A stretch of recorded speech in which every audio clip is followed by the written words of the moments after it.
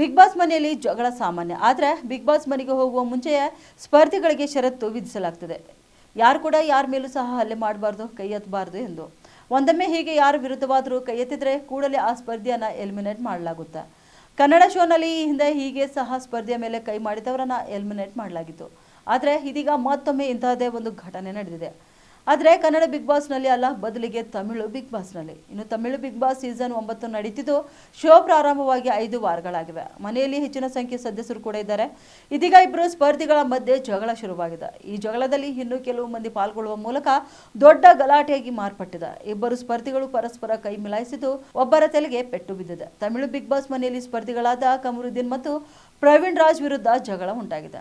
ಬಿಡುಗಡೆ ಆಗಿರುವ ಪ್ರೊಮೋನಲ್ಲಿ ತೋರಿಸಿರುವಂತೆ ಪ್ರವೀಣ್ ಯಾವುದೋ ವಿಚಾರಕ್ಕೆ ಕಮರುದ್ದೀನ್ಗೆ ಟಾಂಗ್ ಕೊಡ್ತಿದ್ರು. ಆದರೆ ಇದರಿಂದ ಸಿಟ್ಟಾದ ಕಮರುದ್ದೀನ್ ಏಕಾಏಕಿ ಪ್ರವೀಣ್ ಮೇಲೆ ಏರಿ ಬಂದಿದ್ದಾರೆ. ಮೊದಲ ಬಾರಿಗೆ ಇತರ ಸ್ಪರ್ಧಿಗಳೆಲ್ಲ ಸೇರಿ ಕಮರುದ್ದೀನ್ ಅನ್ನ ತಡೆದಿದ್ದಾದ್ರೂ ಬಳಿಕ ಪ್ರವೀಣ್ ಸಹ ಮುಂದೆ ಬಂದು ಕಮರುದ್ದೀನ್ಗೆ ಒದೆಯಲು ಯತ್ನಿಸಿದ್ದಾರೆ. ಆಗ ಕಮರುದ್ದೀನ್ ಕೈ ಬೀಸಿ ಪ್ರವೀಣ್ ಮುಖಕ್ಕೆ ಹೊಡೆದಿದ್ದಾರೆ. ಏಟಿನ ರಭಸಕ್ಕೆ ಪ್ರವೀಣ್ ನೆಲಕ್ಕೆ ಬಿದ್ದಿದ್ದಾರೆ. ಈ ಜಗಳದಲ್ಲಿ ಇತರೆ ಕೆಲ ಸ್ಪರ್ಧಿಗಳು ಸಹ ಪರಸ್ಪರ ಎಳೆದಾಡಿರುವುದು ಪ್ರೊಮೋನಲ್ಲಿ ಕಾಣಿಸಿದ ಮಾತ್ರವಲ್ಲದೆ ಕಮರುದ್ದೀನ್ ಅವರ ಧರಿಸಿದ ಅಂಗಿಯನ್ನು ಸಹ ಹರಿಯಲಾಗಿದೆ.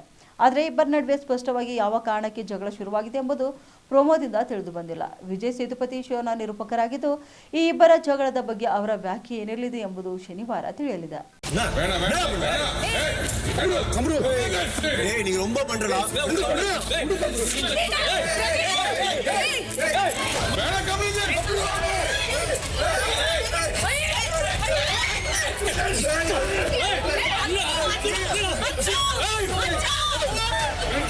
இப்படி பண்ணது சத்தியமா சொல்லு.